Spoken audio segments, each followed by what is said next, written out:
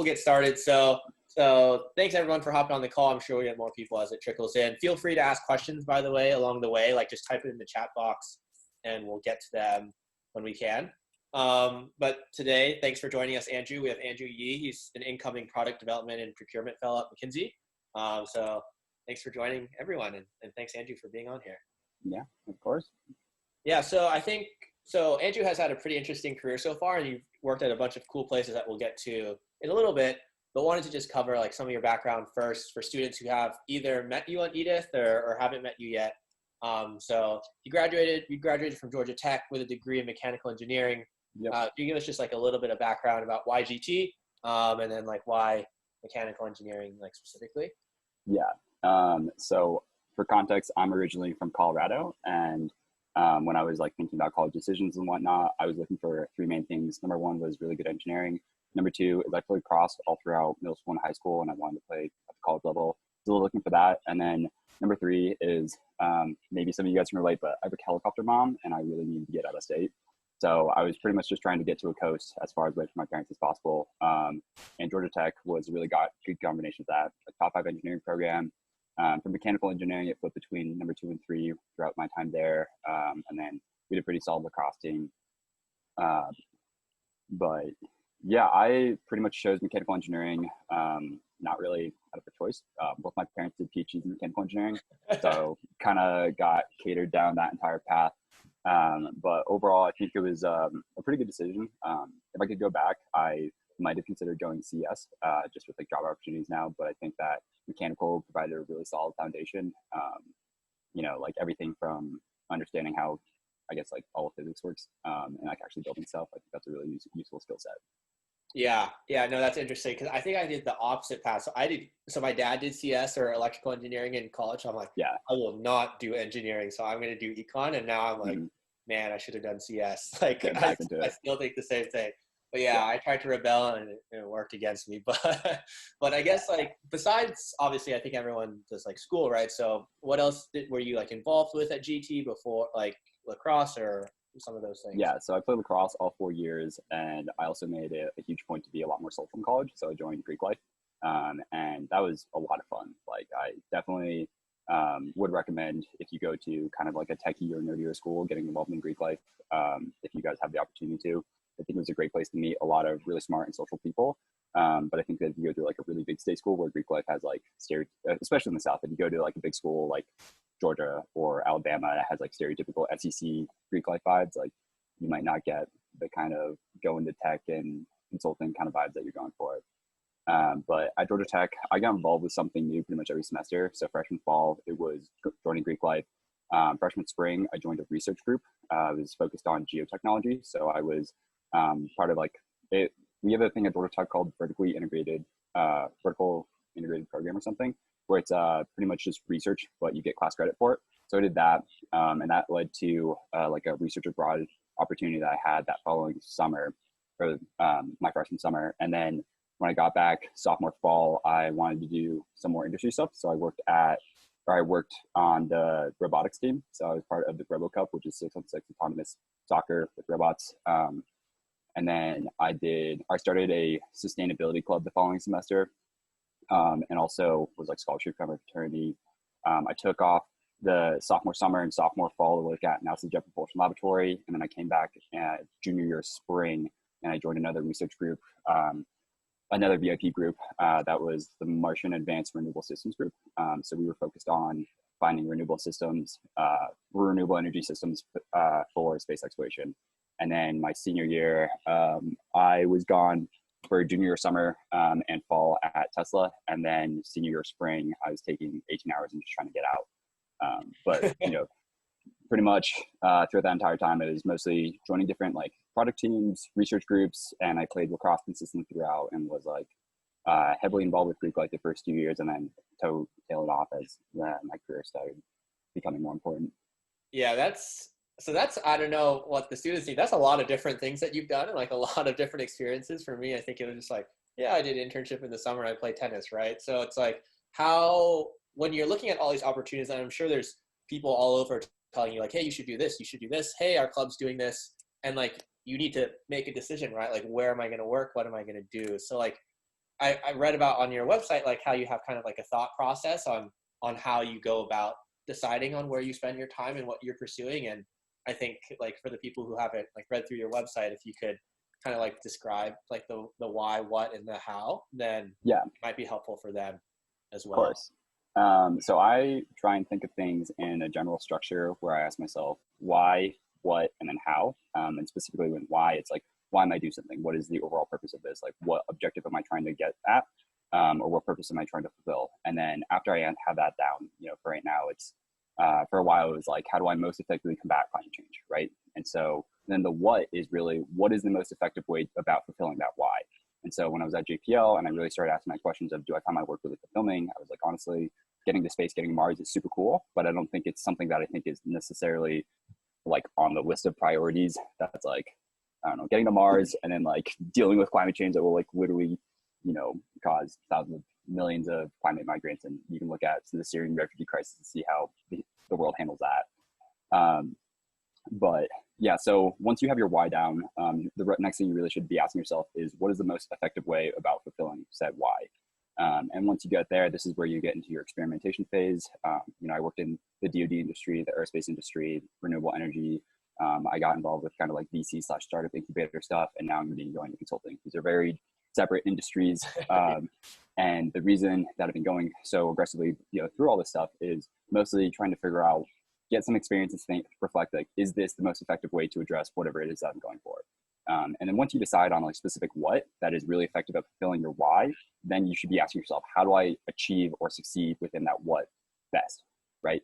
So this is really where you experiment with methodology. Like, okay, cool. So I've decided that I want to be a mechanical engineer and I want to go into renewable energy and I want to go specifically in battery tech because I think that's the limiting factor within, sustainable energy. How do I best go about that? Do I go and work for Panasonic and work on the battery chemistry side, or do I go to Tesla and try and go into battery module design, or try and go into manufacturing? What are the actual bottlenecks and the limitations? And then once you identify that, you're like, what is the most effective way of dealing with said challenges? Do we look at outsourcing things, right? Like, or do we look at internally developing them? Or I don't know. Pretty much the how part is where you really experiment and try and develop an expertise in a specific field that is the most effective way for you to address your overall fulfilling purpose. So if that's unclear, please speak up. Well, I think so. Let's say that like I'm a student, right? And I haven't been thinking about this as I've gone around like through my internship paths or like my potential career paths. Could you like, we'll just use you as like a live example and kind of like tell us like what like your, like, I think you talked about why, like the sustainability, but like what was the thought process before? Like, hey, I haven't gone to NASA yet. Like, what am I trying to get out of JPL? Like, oh, okay, now I'm going to Tesla. Like, what was like, how did the why, what, and how like change between those? And like, yeah, so at JPL, there pretty much wasn't a why, what, how. It was mostly just try and get experience. I think that what a lot of the things I'm talking about right now about like, finding work that you find really fulfilling is a luxury only after you have experience. So pretty much when it comes to applying to internships, you're in one of two categories. Either one, you're qualified and you have the exposure, or two, you don't have the relevant experience and you're not competitive for it. You don't have the ability to really be picky about your opportunities until you're in section one, and then you start getting the opportunities. So before I was really able to land JPL, like JPL was honestly just straight up luck. I did research abroad, and I did finite element analysis on salt caverns for hydrocarbon storage. And then the guy I talked to at the career fair was a stress analysis guy for some kind of like space exploration mission. And we bonded over the fact that I did FEA stuff and I had like geotech exposure. That's like a 1 in a million chance in a recruiting line. It's ridiculous that I stood out there. But once I got that opportunity, I didn't let it go to waste. Once you kind of get experience, and really that's just from either connections or networking or doing product teams, and then somehow getting an industry exposure, and then from there getting prestigious industry experience or something that makes you really competitive, or having something you really like, you could then take that experience and transfer horizontally, hopefully, to a different company. So pretty much what I did at JPL was I worked on the Mars 2020 rover, and I did mechanical design for integration and testing equipment on how to actually assemble the core. And then when I went to Tesla, originally I wanted to go straight into battery tech, but my first opportunity wasn't with that team. I actually went into drive systems manufacturing. So in the mechanical engineering hierarchy, design's normally at the top, manufacturing is right underneath that. And then, equipment engineering, process engineering, quality engineering is kind of all towards the bottom, because if you look at the work stream of things, like if you have a huge design problem, the quality engineer can't really do anything because it's like too far down the line, right? So in my mind, I felt like I was taking like a half step down to get manufacturing experience, and it wasn't necessarily where I wanted to be. I wanted to be in Palo Alto, but I moved to Reno for that. But then, after doing a job at the Gigafactory, I was able to move back to Palo Alto with the battery module design team, which is critical for pretty much like all of Tesla's, products.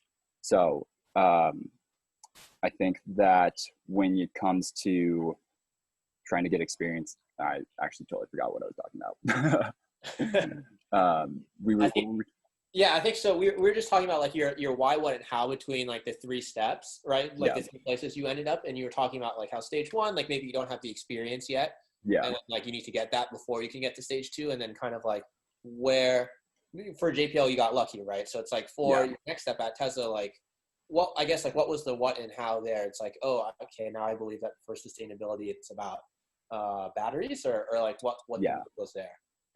Okay, so after I was at JPL, I was really evaluating kind of like what I found to be most meaningful, and I still thought it was climate change at that point. Like I was really focused on that, and I started networking with various supervisors or group supervisors to see if I can come back the next summer and work on a climate satellite. NISAR is the one that I was looking at specifically, but when I came to really think about it, I was like, there's not a shortage of information that, climate change is happening and it's serious and it's bad. The real shortage is on people acting on it, and that's why I went a little bit more aggressively, and I was thinking about joining a company that was very proactively and aggressively doing something about that, which led me to Tesla.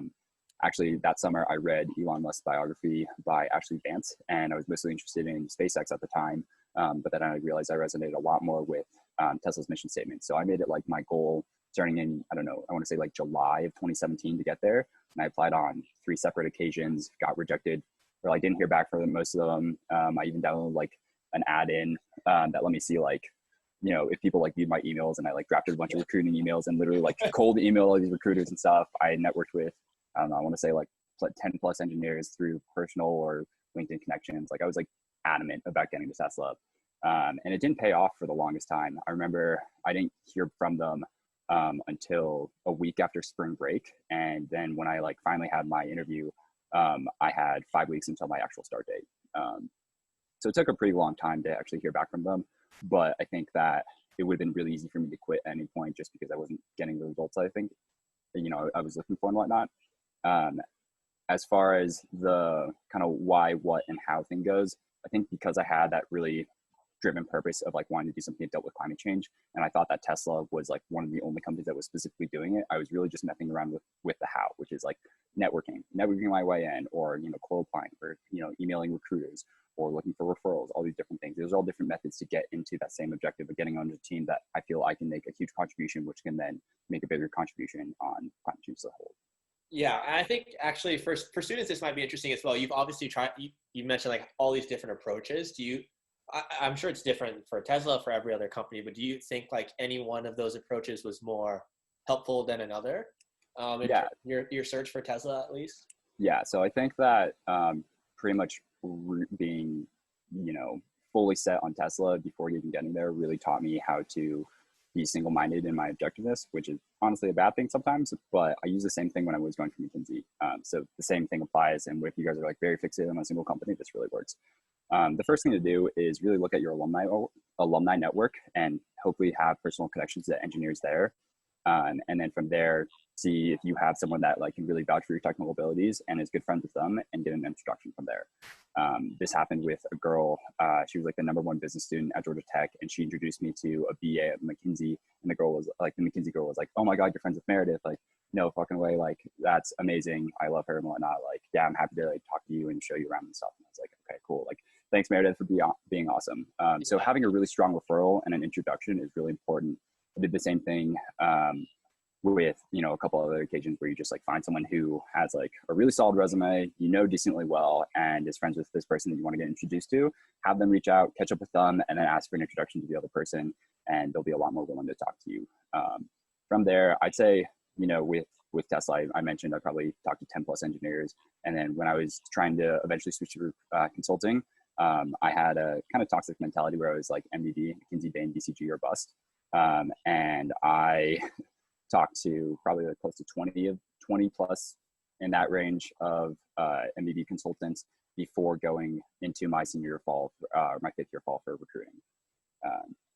So I think that just to sum that up, pretty much find a really strong introduction to whoever you're interested in talking to, and do that as much as you can. Ideally, as soon as you find someone who's helpful in the recruiting process, all these talks can help you learn more information about the company and the position. And that's great. But at the end of the day, really, it's just about getting an interview and improving your work from there. Yeah. And I think it is really helpful that, like, one, you knew exactly what you wanted to go for with Tesla, because like, if you're going to devote a lot of attention, right, like you want it to be worth it. You want to know that that's what you want to do. So I guess for students that don't, or that may have not yet found like the why in their careers for like where they're pursuing, or like what company they're pursuing in particular, like what would be some advice you would give for these students to find like, hey, this is like, I like, you truly believed in Tesla, right? Like, how do they find like their Tesla for them, I guess? Yeah. So I personally found that I really don't like when it comes to finding something I'm really passionate about, I think that helping people is like the number one that I think about. I really want to find something that, puts the priorities of others above mine. Because honestly, I'm pretty selfish, or not selfish, but like I'm pretty bad about doing things for myself. Like I don't take care of myself that well. But when I'm like doing something for someone else, I'm definitely a lot more thoughtful and a lot more caring, because I'm like, okay, this is someone else I care a lot more about. And if you kind of have that mentality, then it's a lot easier to put in harder work when you're doing something for the good of someone else. Like the easiest way to think about this is honestly your parents. Like a lot of the times when I was, I don't know, like really frustrated with everything going on. Something I really thought about is like how hard my parents' journey was. Like they immigrated from China, from Beijing. They overcame a cultural barrier. My dad actually went to the Netherlands first, learned Dutch, did, all of college and grad school and that, and then came to the States when he was 30 to learn English, and then start a job here and like finish up a PhD. That sounds a lot worse than me not being able to find like my first internship. So having a gratitude and appreciation for other people and their hard work makes it a lot easier for me to put in my part. When it comes to finding something that I find really fulfilling, is I really want to find some kind of work that allows me to scale my impact, my positive impact on other people. I don't think I could be here without, I don't know, like 80% of the help that other people have given me. And I want to pay that forward, which is why, I'm involved with Edith and the mentoring and whatnot to begin with. But also I think that having that mentality allows me to kind of filter things as if it's like, is this something that is just going to help me, or is this something that's going to help society as a whole? And that's kind of the impact that I want. So I think that when you're thinking about things, about what you find really passionate, I think ask yourself, what kind of impact does this make, and who does this help? And is that something that I care about, or something that I think is just? You can probably just look around the world right now and find a lot of injustice and get really frustrated with that. And that's a really good place to start, honestly. If you're emotional, if something makes you angry and no one seems to be doing something about it, you should be the person to go and do something about that. Like go fight injustice, go find something that you think is messed up. Like for me, it was climate change. Like I grew up in Colorado, and we learned stop, drop, and roll. At the same time, we learned reduce, reuse, recycle. I went to the South, and all of a sudden people like didn't care about climate change. And I was like, I was baffled by that. And then I was like arguing with people about like them not believing in climate change. Like this is something I was like, this is ridiculous. Like, guys, we're engineers. Like we should kind of believe in science and whatnot. So kind of seeing that made me really passionate about climate change. So for you guys, like think about your upbringing, think about something that you're really passionate about. I talked to some dude who's he's going to GSB right now, but his background was Harvard and then investment banking and then BCG. And his whole thing was, I really care about helping minority children and people who like didn't have traditional or like low income minorities. Like his parents were immigrants from China, but they had no educational background. Neither one went to college, and he was able to get to Harvard and then, top of ID and consulting world. And now he's going to Stanford. And his whole thing is like, let me help other people because I've walked this path. So that's a really long-winded way of saying, just reflect on the things that matter a lot to you in life and things that you got a lot of value of, and see if you can spread that, or look at injustices and see if you can solve those. Okay. Yeah, that makes sense. I think we have a couple questions, because I know that we talked about like you jumping between like a bunch of different types of careers. So I'm sure like you put in the time like to prepare for like the case study interviews and whatnot, but kind of like I would imagine the interview process for JPL is different than Tesla, which is different than like McKinsey.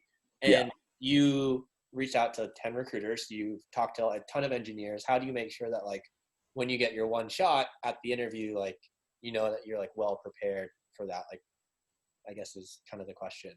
Yeah. So I think it depends. Like if you're going to technical interviews, the number one thing is you really have to have your technical skills on point. Like, you know, you should be touching up on all your old concepts. So this is tailored for mechanical engineers, but if you're interviewing with any of big tech, you should really know your mechanics and materials, your def bods, you know, your moment of inertia equations, all this stuff, your material science. And then, you know, you should be able to talk at a pretty high level as a pretty dumb level for all the basic projects that you did, and then be able to go into super finite technical details like what materials did you select? Why did you select those materials? Did you consider, you know, lead time, manufacturing, cost, all these other different things? Like be able to talk about all your experiences pretty in depth. And then when they throw those like kind of ballpark, I don't know, estimate the pressure of a scuba tank kind of questions, like you're like, oh my God, I have no idea. Those are just brain teasers. You have to really think about that. You have to understand the concepts of whatever subject, you know, you're interviewing for, and then really just practice that. Last fall, I had a kid who is now at Apple and is going to MIT for grad school. And then another kid who was a program manager at Google. And we were like the interview little squad, and another kid from SpaceX joined us. So like we would sit down and we would crush interview questions for hours on hours and hours. And like when I went and flew for full-time interviews in the Bay Area, I would like meet up with friends.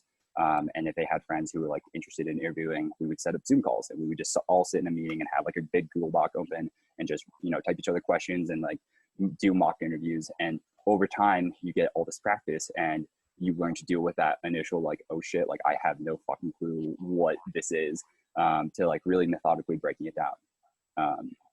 So I think that when it comes to like interviewing, you really just have to put in the time, understand the technical stuff. And then on the other thing is you should really be practicing how you say things on an interpersonal level. Like a big thing is you have face-to-face interviews and you have like video call interviews to get kind of like a vibe check with people. And I think this is where a lot of people underprepare. Honestly, this is especially important for people interested in case interviews and kind of consulting. There's something McKinsey called PEI, personal experience interview, and they ask you like a leadership question, and then you have to talk about an experience for 15 minutes, pretty in depth.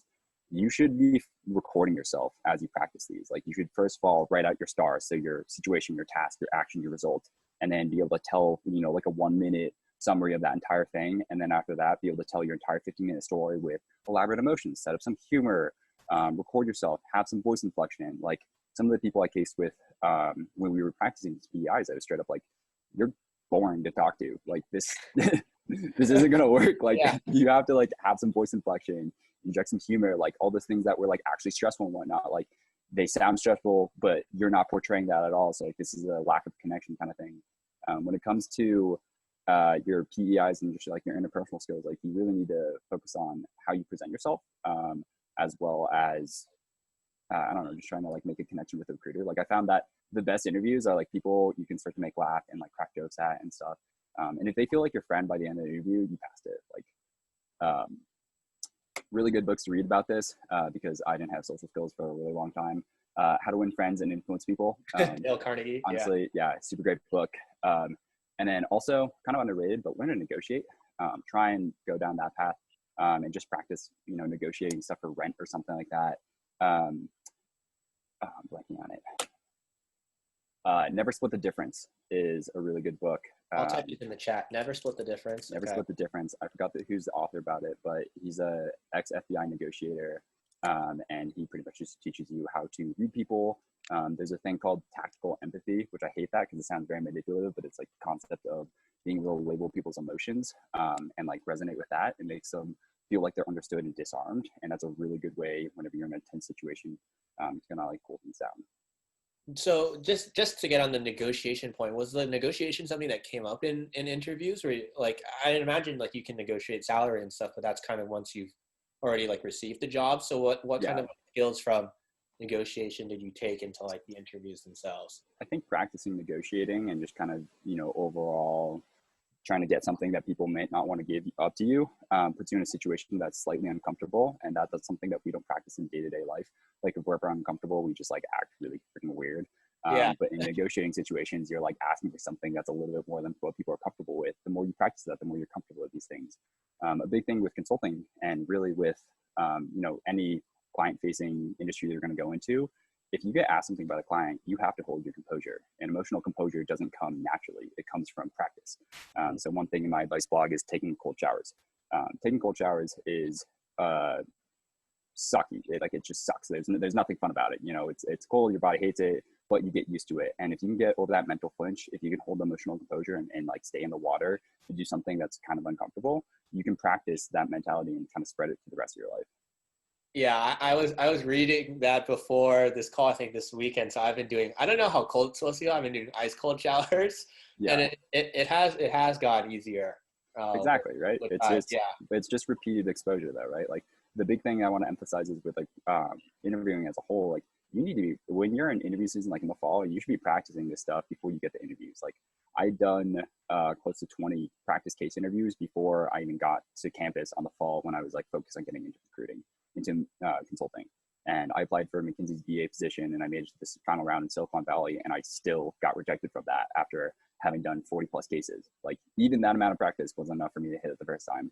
Now that's not saying that, you have to do that many, but I don't learn super quickly. Like I need a lot of repetition and whatnot. And then when I got the opportunity to interview for the McKinsey PDP program, the product development procurement fellowship, I'd done like another 20 whole interviews, and these ones were a lot more stringent. Like I reflected on why I didn't get the BA position, and I really emphasized working on cases that I felt uncomfortable with, talking about my PEIs, like really scrutinizing myself about like why I didn't get this stuff, right?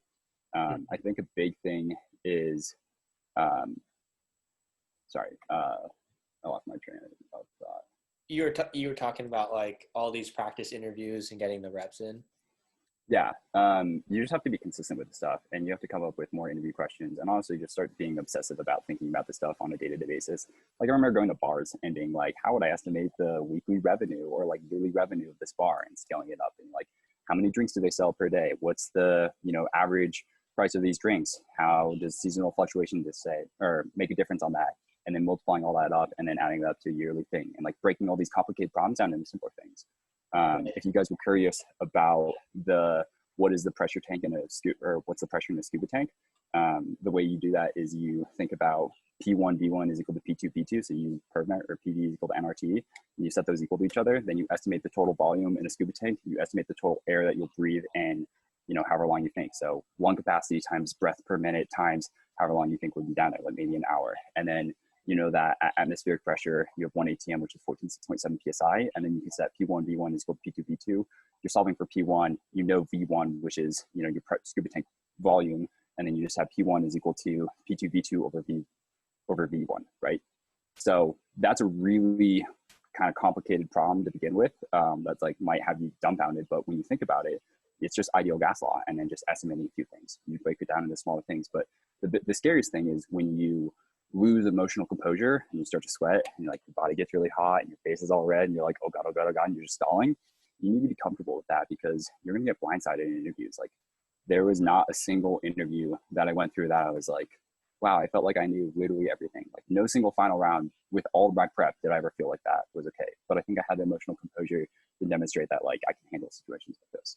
Yeah, that makes a lot of sense. And then I guess speaking to like why you ended up, so we talked about like why you ended up at JPL, why you ended up at Tesla. I think now you're at McKinsey, right? It's consulting. It's a little bit different. So one of the questions I think here is pretty great, where it's talking about, you mentioned your like scaling ability to help other people. And then like kind of how do you see that coming out of like a consulting job, right? Like I think people go to be a consultant like for very different reasons, but like kind of what's your thought process behind there, and like leveraging what you want to, like the impact on the world that you want to make through going to McKinsey versus like somewhere else. So when I think about the people that I really look up to, and this is kind of where everything starts, most of them are entrepreneurs. You look at Bill Gates, you look at Elon Musk, you look at all these people who've amassed crazy amounts of fortune and now we're doing something good with it. I think that at the end of the day, they've all started something incredible and pushed society forward and been, happy to say no to the status quo. which is kind of ironic because McKinsey is kind of the status quo, perpetuates that. But one thing I will say is that all these people, made the leap into entrepreneurship, and I was thinking about how I could potentially do that in the long run. And for me, after working at the startup incubator / VC, what I realized is to have a successful startup, you need a combination of really strong business skills and also technical skills. You can't be successful in business without both. You need something that's innovative, and you need something that you can, capture market value from. Peter Thiel's 0 to 1 is a really good book if you're interested in startups and learning more about that. Same thing with following Peter Diamandis. Bold is a really good book to start with if you guys are interested in that stuff.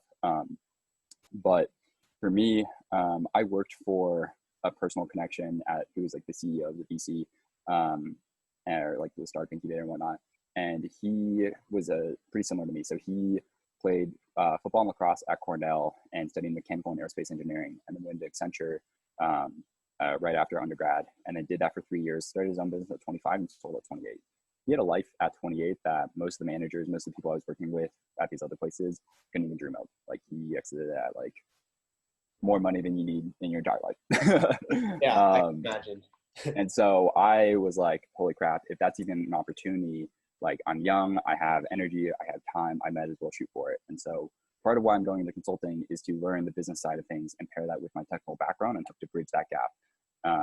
And the other thing is, I think that in tech, a lot of the people will understand that there are people who are really good at the technical stuff, and like, you can't question that, but may not like necessarily connect with people, right? It's kind of the difference between your stereotypical code monkey software engineers and your PMs. I think that I have a more so PM skill set. Like, I feel like I am relatively good at connecting with people, and I wanted to be in a spot where I could leverage that. And obviously in engineering, you can totally climb the management ladder and whatnot, but you have to prove your technical worth, and you have to wait all those years of doing that in order to like climb. And I am pretty impatient. So I don't necessarily want to do that. And I found that consulting was kind of like a career accelerator, and also got you a lot more exposure, especially at like a high level. So like within consulting, you get exposure to C-suite people pretty early on in your career. And if you do the analysis on like a huge strategy move, the CEO or the C-suite will literally ask you to present that to them because you're the expert, right? And you have to develop those skills. I found that in engineering, you don't necessarily get that, or the people that I know who get that are like super good at their technical stuff. Like, I have a friend at Tesla who presents to like VPs all the time, but she's terrified of that, and that makes her really uncomfortable. But that's also like a very rare thing, and she's also, in a pretty high up group.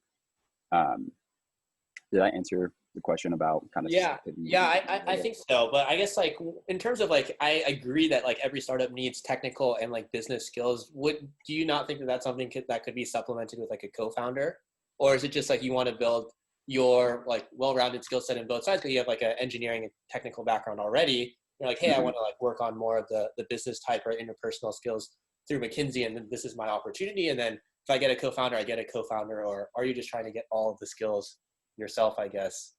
And then, I try to be as self-reliant as I can. And so I think that that's going to bite me in the ass when I try and start a company. Like, no doubt about that. I'll definitely try and do it all, and it's going to hurt. But at the same time, I think that this was an opportunity I couldn't really pass up. I think that the skill set that you develop from engineering is super useful for technical work. But a lot of times the companies I was interviewing with, you become a cog in the wheel. And I didn't necessarily like that. With consulting and kind of eventually jumping into entrepreneurship, consulting in my mind is kind of a trial run at solving these companies' crazy hard problems. Like, they're not going to pay consulting firms to come in and solve their easy problems. They're going to pay you to solve the hardest things, right? So you're going to go in there, you're going to work on these problems. You're probably going to work way more than you want to, but you're also going to be working on the hardest problems that they're literally bringing external people in because their internal people either can't solve or the C-suite doesn't really buy it. So that's kind of my perspective on getting into consulting. And I'm not sure if I want to stay super technical or I want to go down the business path. But the really cool thing about this program is it keeps both options open. Like, if I want to stay technical, I can just pursue the knowledge expert track, which is kind of the product specialist, going on to that. Or then if I want to stay long-term, I can go the business analyst path and then, go up to partner. But I don't plan on staying at McKinsey that long unless I really like it. Yeah, can you talk a little bit more about those tracks for people that may not be as familiar? Like, they may just think like, hey, McKinsey, like MBB, Accenture, like, I show up, I'm like a consultant and that's it, right? But there's obviously like clearly different paths to go down. Like, can you just talk a little bit about that? Yeah. So to be honest, I have no clue how all McKinsey works because I haven't been there yet, and I don't really know. But from what I do know, most of their stereotypical stuff in management consulting is like strategy consulting. So like, we have a profit problem. How do you help this? Or we want to break into a new market, or we're concerned about a competitor. So let's break into like new product entry, or pricing optimization, or we want to reduce our costs or increase our revenues by expanding into new markets and whatnot. That's like your stereotypical management consulting stuff. Operations consulting is kind of along the lines of like manufacturing. So I guess I can introduce more so my job title. So as a product development and procurement fellow, I'll be going an 18-month rotational program, 3 6-month rotations. The first one, well, they're in random orders, but one of them is a product development rotation. So we have something called the Design to Value Lab, where we take down client products and we take down other products, and we take the best design ideas and kind of help our clients rebuild them. And then we have another one which is called Procurement, which is kind of like, and from my understanding, it's kind of like supply chain consulting / cost optimization. The way they sold it is we have internal tools, and it's really about applying those internal tools to help people save money. And then the last one is the stereotypical BA rotation or business analyst rotation, where you're doing anything from strategy to due diligence to everything that you can imagine that a consultant might end up doing. So that'll give me a really wide exposure and wide range of things, which kind of fits in my line of having a lot of interest, but not really wanting to commit to anything. Is that BA position then, like typically when you hear like, oh, I'm applying to McKinsey as like a consultant, is that BA position is the position that people are generally applying to, would you say, if they're applying to as a consultant? Or Yeah. So the BA position is like the general thing. They take everything from econ, poli-sci, language majors, and whatnot. As long as you're smart, we can solve the case, we can teach you how to do stuff. Whereas where the product specialist thing is really, if you have a mechanical or if you have an engineering background, we're going to have you become like a technical knowledge expert on this stuff. So stereotypically, you find a lot of PhDs going down this track and becoming like knowledge experts. And then within McKinsey, if you get a call, like if you're a knowledge expert, someone pings you with something, you should be, on the phone with them within 24 hours and consulting with them on some technical intricacy they might not completely understand, but you're the knowledge expert, so you should. Mm-hmm. Okay. And then I think we don't have that much. I don't want to hold you for too long, so I think we'll just go down to some of the questions here. So yeah, I mean, like, so for Tesla specifically, like you knew you wanted Tesla, right? So, but when you say that you didn't pass up the opportunity to do, like, I know you call it like a toxic attitude, but I think a lot of people say like MBB, like maybe throw an Accenture or bust.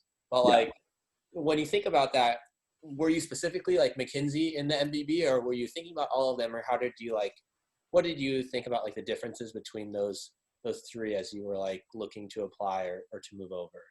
Yeah. So maybe I'll just answer the first question, which is like, what do you believe are key advantages of MBB over Big Four? I think MBB is pretty much in, like its tier of itself. It's widely recognized across industries. They charge the most, and they can do that because they get the top talent and whatnot. Big Four actually is bigger than pretty much all of MBB in terms of revenue per year. But the thing is, they hire a bunch more people. They pay a little bit less. And the way they have so much revenue is by doing volume of work at like a slightly lower charge rate.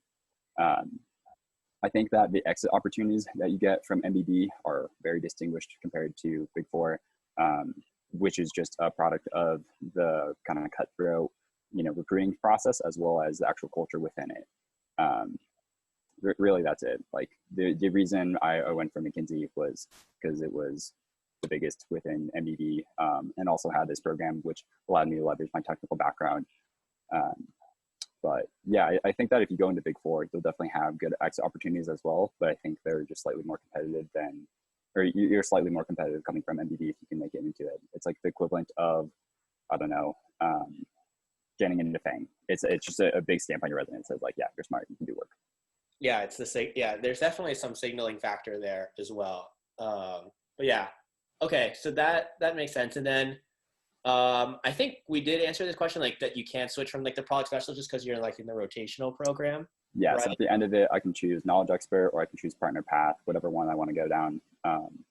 But previously you couldn't, so that was the other thing, right? So like this program is, I'm the second class that's joining it, but this program is pretty new, so it allows us to do a rotational and get a sense of both, because there were people who were interested in, you started in product and then tried to transfer laterally and struggle a lot with that. So this program allows us to alleviate that and kind of get a taste of everything. Yeah. So do they really just call it like partner path versus like knowledge expert? That's interesting. Can you not become a partner as like a knowledge expert? Yeah, so you walk different paths. So partners are really focused on bringing, they're pretty much salesmen from McKinsey. Yeah. They build relationships and bring in business. And then knowledge experts really just help consultants, get whatever it is that they need to actually complete their job on, whatever tasks or projects that already exist. But that being said, you think about who brings in the money, it's really the salesman. They get like that's really what being a partner is. Yeah, they have their own book of business and all of that as well. So, okay. And then in terms of we know that you want to be an entrepreneur in the long run, or you think that that's what you want to do in the long run. You show up in an interview, right?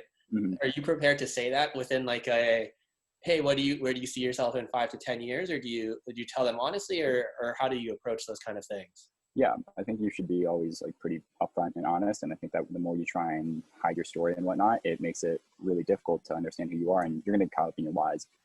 With McKinsey, they have like 4 pillars that they look for. It's like leadership, problem solving, entrepreneurship, and then one other thing that I'm forgetting. And I literally offhandedly mentioned that I hit all these different certain points in my PEI. Like I made it a point to say like, oh, I'm interested in this in my long-term goal, so I want to pursue this and blah, blah, blah, blah, blah. But I think that when it comes to like your goal or my goal of becoming an entrepreneur, people are very supportive of that. Like a lot of people at Tesla were like, yeah, I totally get it. Like I'm probably not going to stay here for absolutely forever. Same thing with JPL. At JPL, I met with a bunch of people within like the small business unit, and they provide funding and time for you to literally work on a side business. And then they provide like IP consulting and all this other stuff for you. So like people are very open about that, because I think people are recognizing in today's world, corporate loyalty doesn't exist. Like it's just not a thing. And the really smart people are actually working for themselves, and they're kind of like working on the Uber scheme thing, but technical work. So if you can like just work, like if you're a really good software engineer, don't work for Google, don't work for Facebook, work as an internal consultant, work on other people's really hard problems, and just move to the next thing, and you can charge ludicrous amounts instead of getting your consistent salary. Like seriously. Yeah. No, that makes that definitely makes sense. I think though for some people it's just like it could be a bit scary, I think, to like dream about being an entrepreneur, because it's different when you like, if you work for Google, right, you're going to live like, I think their goal is to make you as comfortable as possible. So you don't like want to leave and like do the grind where it's like, hey, we're going to pay you like $200K a year. Like you get all your meals paid for, you get massages, right? Like no reason to leave. But yeah, I do agree that there's a lot more, like all the upside is captured by almost entrepreneurs in general. Yeah. Yeah, I think so. I was planning on 45 minutes, so I think we got to most of these questions. I can just scroll down and answer the ones that we haven't. Yeah. How do you ensure you succeed in an interview process that you weren't familiar with case studies? Just practice. Honestly, find people who've done case studies, work with them, go on YouTube, go on a bunch of different forums, Wall Street Oasis, read a lot of books, case interview secrets, case in point. Those will be useful to answer the next one as well. Also, when you're interviewing with other people for case interviews, who are the most helpful? Were they other students? Were they already consultants, or who did you find to be the best? I had this one girl who interned at Bain the previous summer and was going back full time. She was super useful. And another kid who worked at Point72 and was like kind of serious and was like one of those guys he's now in private equity, but he was like super serious about all this recruiting stuff. So surround yourself with people that you think are much better than you, and you'll be okay. Like seriously, don't waste your time. Like it sucks, but sometimes people would ask like, hey, do you want a case with me? And I was like, you haven't done that much. I don't think you're going to interview. Like, no, sorry. You have limited time. A big thing, general advice in college, learn to say no. Learn to say no to a lot of things. You're going to get invited to a lot of things. There's going to be a lot of opportunities. But if you focus on what you think matters, you'll be able to create the time that most people claim they don't have. Yeah, I think there's people asking follow-up questions. Like, how do you find these people? Did you find them like through your frat? Were they like just lucky, or like where did you meet these people? The girl I met in my freshman linear algebra class, and then the guy he was the little brother of a kid in my fraternity. And then some other people I met were throughout Greek life, other people throughout just the overall larger Georgia Tech community, people I knew who interned at cool places. I'm just not afraid to reach out to someone and be like, hey, I think you're really cool. Like, you want to grab coffee sometime? I did that with probably 10 or so people last semester. I got advice from a McKinsey partner. You should always be expanding your network and catching up with people. Do a really good job of retaining relationships. Ask people 3 things. 1, what are you struggling with right now? 2, what are you working on in like the future? And 3, who can I introduce you to? If you can do that and you're going to continue that over time, you're going to develop a network of knowing who's working on what they're interested in, and who they're connected to. And you're going to be kind of like the center node between that. That adds a lot of value as, you know, who you are. So keep that in mind. Yeah, I'm trying to write those 3 down. So 1 is, what are you struggling with? 2, what are you working on, and what are you interested? And then 3 is, what are you interested in? Who can I introduce you to? And if you do that, then every time you catch up with someone, 1, you learn what's up to date with them, and 2, you also get some really valuable insight into, I don't know, like, hey, like, here's more help. And then they're like, oh wow, this kid's like super connected. Like, yeah, I'll keep in touch with him, because if I have a question about anything else, maybe he knows so and so. Mm-hmm. That makes sense. Okay. I think last question, and then we don't want to hold you for too long. Do you ever feel like an imposter syndrome in pursuing recruitment processes for like the new industry? Okay. Literally all the time. I feel so stupid, like nonstop. This is completely normal. I felt stupid in academia. I felt stupid at JPL. I felt literally like the dumbest person at Tesla. Throughout the entire time at McKinsey, I felt like they were just gonna be like, oh man, this kid's a huge fraud. Like, this kid's an absolute idiot. The thing is, like, if you're going down the right path, you won't feel like the smartest person in the room, and you never will be. Like, that's a good thing. You're going to be intellectually growing nonstop. Parting piece of advice: start reading more. Like, I think that was probably one of the biggest habits that made me, you know, just on top of my stuff like all the time. I was into this girl, and she was a big reader, and I was like, I'm going to impress her and start reading. And honestly, that didn't work out. But the habit of reading, honestly, was the best thing I've developed. Sounds like it did work out. Yeah, seriously. So one thing that always kind of humbled me is Obama, I think had like 86 book recommendations or something like that throughout his presidency. Like, if the president of the United States can like crush through that many books, not the current one, because like, don't know what happened to them. Sorry, that was really bad. But yeah, if someone like that busy can read that much, like, you have no excuse not to be putting in that time. Like, dedicate an hour per day. There's a common theme between all the smartest people, the people that I really look up to, and it's that they read a lot. They spend about an hour a day. It takes away from the short-term productivity, but the long-term exposure that they gain throughout is insane. I have a reading list on my website if you guys are looking for specific books. The things that I'm reading right now, if you're curious, is Why Nations Fail, which is kind of relevant to current events. But you should read Upheaval by Jared Diamond. He also talks about that a little bit. It's a pretty good book as well. What about, okay, just last question, but what about writing? Like, reading is great, but what about, like, because like, I think your website's like pretty well written, and I don't think you become a good writer by accident. So do you find, like, I found that like I can read and then like I'll forget things, but if I like write down what I read, or I write down the lessons, like, it really helps me. Have you found like similar benefit, or reading is enough for you? Yeah, so I think that the real thing is what writing forces you to do is active recall. I have a tendency to not shut up about the book that I'm reading about. So whoever I talk to, I just like tell them all the new things that I've read. And that does a really good job of kind of keeping things fresh in my mind and helping me solidify concepts that I think were notable and worthy. So I tend to talk a lot about those things. For some people, writing is a really good way to do that.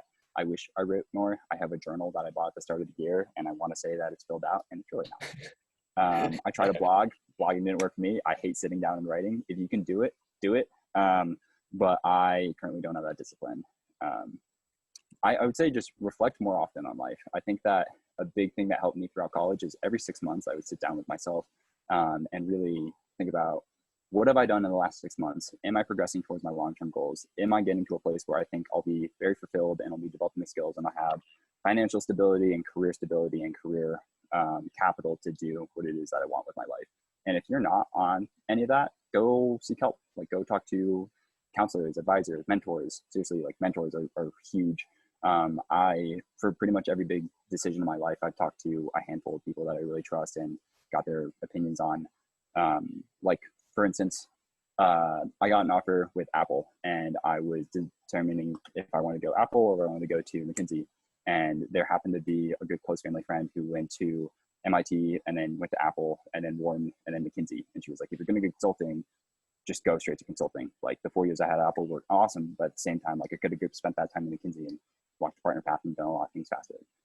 Now she exited out and is doing great. But, you know, if you're unsure about what to do, go find someone who's done what you want to do and ask them how they did it. Like, clearly it worked. Like, maybe that worked for you. Yeah. No, I think I think that makes a lot of sense. Well, thanks so much, Andrew, for hopping on the call. I found it like super helpful for me just to hear the answers about the why, what, and how, because I've been trying the cold showers and stuff. Yeah.